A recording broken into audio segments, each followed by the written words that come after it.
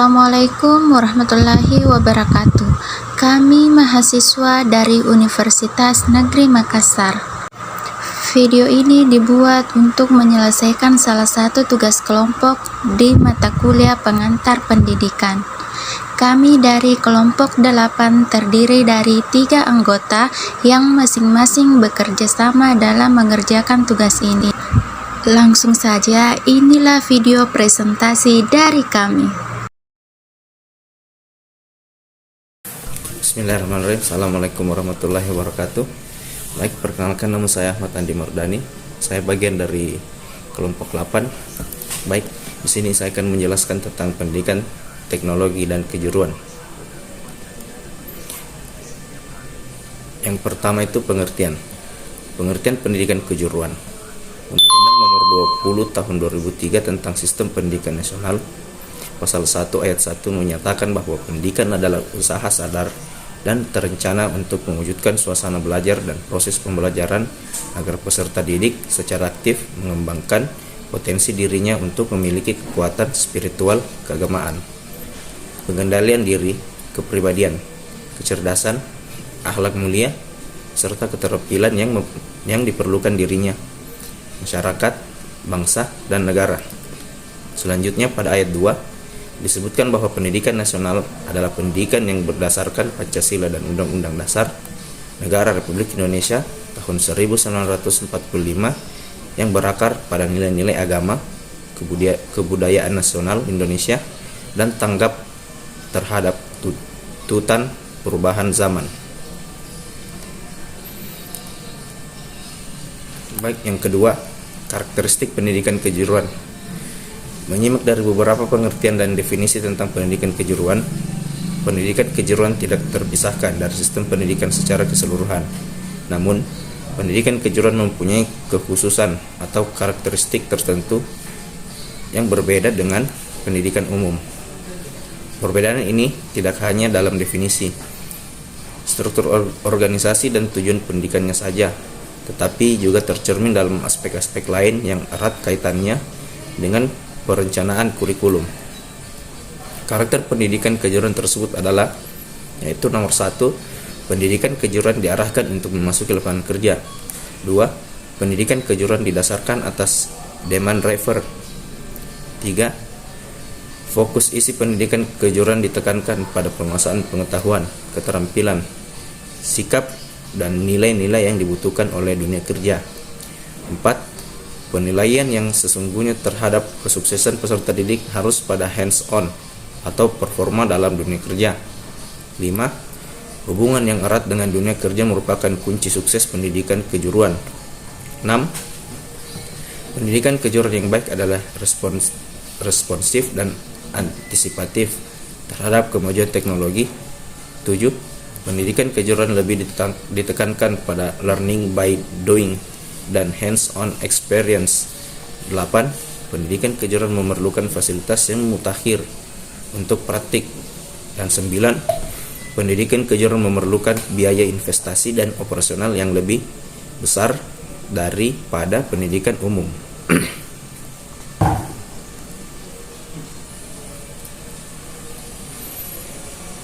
Baik, yang ketiga, prinsip-prinsip pendidikan kejuruan. Pendidikan kejuruan adalah pendidikan yang spesifik, demokratis, yaitu pendidikan yang dapat melayani berbagai kebutuhan individu, bakat, minat, dan kemampuan seseorang dapat disalurkan melalui pendidikan kejuruan. Salah satu kebutuhan individu yang sangat penting adalah kebutuhan akan pekerjaan agar dapat memenuhi kebutuhan hidup. Program pendidikan teknologi dan kejuruan tidak hanya menyiapkan peserta didik memasuki dunia kerja, tetapi juga menempatkan lulusannya pada pekerjaan tertentu, menyiapkan tenaga kerja sesuai dengan kebutuhan dunia usaha dan dunia industri menjadi pusat perhatian pendidikan teknologi dan kejuruan. Untuk mencapai hal tersebut, Hadiwartama mengemukakan bahwa dalam penyelenggaraan pendidikan kejuruan hendaknya mengikuti proses, yaitu 1. Pengalihan ilmu ataupun pembinaan ilmu melalui pembelajaran teori. 2. Pencernaan ilmu melalui tugas-tugas pekerjaan rumah, dan tutorial. 3. Pembuktian ilmu melalui percobaan-percobaan di laboratorium secara empiris atau visual. 4. Pengembangan keterampilan melalui pekerjaan-pekerjaan nyata di bengkel praktik, di sekolah, atau di kampus. Ada 3 prinsip dasar dalam penyelenggaraan PSG atau Sunarto 2003, yaitu 1. Kurikulum dikembangkan secara terpadu dan berkelanjutan mengacu pada keahlian yang diperlukan di dunia kerja, sehingga tercapai keseimbangan antara supply and demand. 2. Di dalam penyelenggaraan pendidikan, pelajaran teori diberikan di sekolah dan pelajaran praktikum dilaksanakan di industri sebagai kegiatan kerja yang sebenarnya. 3. Mengikutsertakan dunia usaha dalam menyusun kurikulum, pelaksanaan pelajaran, uji profesi, dan penyaluran lulusan. Prinsip dasar tersebut sesuai dengan prinsip-prinsip pendidikan vokasi yang dikemukakan oleh Prosser 1950. Perkenalkan, nama saya Muhammad Suryajaya. Saya akan membacakan materi bagian D, yaitu peran pendidikan kejuruan. Peran pendidikan kejuruan pada jenjang pendidikan menengah disebut bahwa posisi sekolah menengah kejuruan atau SMK menurut Undang-Undang Sistem Pendidikan Nasional Nomor 20 Tahun 2003 terdapat pada pasal 15 dan pasal 18, termasuk pada satuan pendidikan menengah kejuruan sebagai lanjutan dari pendidikan dasar yang bertujuan mempersiapkan peserta didik terutama dalam bidang pekerjaan tertentu. Oleh karena itu, SMK dirancang untuk menyiapkan peserta didik atau lulusan yang siap memasuki dunia kerja dan mampu mengembangkan sikap profesional di bidang pekerjaannya. Pada lampiran Permendiknas nomor 22 tahun 2006 tentang standar isi menjelaskan bahwa pendidikan kejuruan bertujuan untuk meningkatkan kecerdasan, pengetahuan, kepribadian, akhlak mulia, serta keterampilan peserta didik untuk hidup mandiri dan mengikuti pendidikan lebih lanjut sesuai dengan program kejuruannya, agar dapat secara efektif dan efisien serta mengembangkan keahlian dan keterampilan.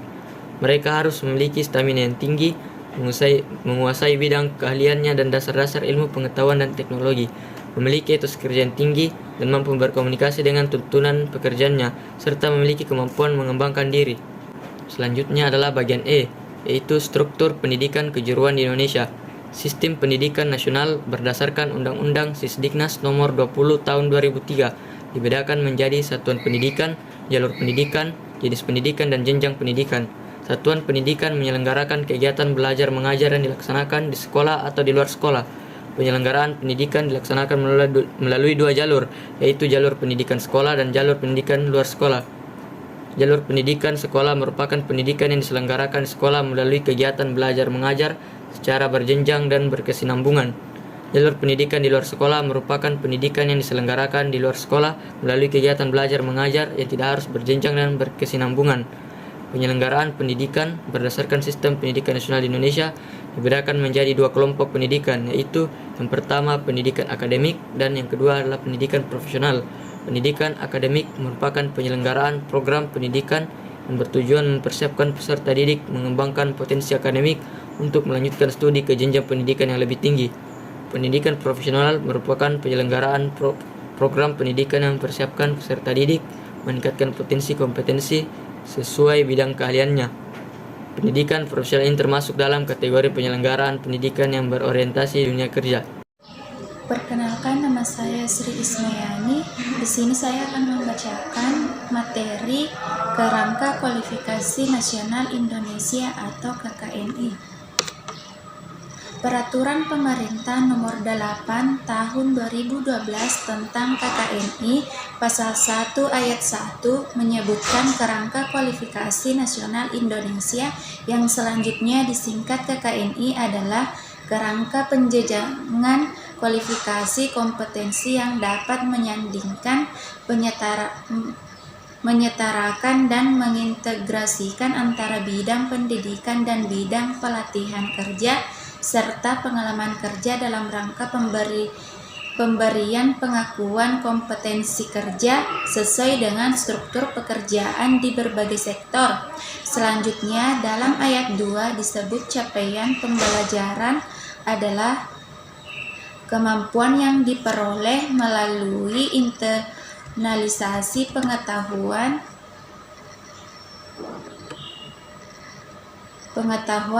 sikap, keterampilan, kompetensi, dan akumulasi pengalaman kerja. Pada ayat 3 disebutkan penyetaraan adalah proses penyandingan dan pengintegrasian capaian pembelajaran yang diperoleh melalui pendidikan, pelatihan kerja, dan pengalaman kerja, sedangkan kualifikasi adalah penguasaan capaian pembelajaran yang menyatakan kedudukannya dalam KKNI. Selanjutnya, disebutkan pengalaman kerja adalah pengalaman melakukan pekerjaan dalam bidang tertentu dan jangka waktu tertentu secara intensif yang menghasilkan kompetensi. Oke, tahap-tahap perkembangan vokasi peserta didik. Peserta didik merupakan subjek belajar dan guru merupakan skenario pembelajaran. Agar pembelajaran bisa efektif, maka guru harus memahami karakteristik peserta didik. Perkembangan Pancasila kejuruan merupakan jenis pendidikan yang bertujuan untuk mempersiapkan peserta didik memasuki lapangan kerja. Dengan demikian, pada proses pembelajaran, peserta didik dilatih untuk mendapatkan bekal keterampilan sesuai dengan bidang kejuruannya, agar peserta didik mempunyai pengalaman dan keterampilan sesuai dengan yang diharapkan dunia kerja. Keterampilan tidak bisa dilatihkan hanya dalam waktu sesaat, tetapi hanya dilakukan secara bertahap dan berkelanjutan.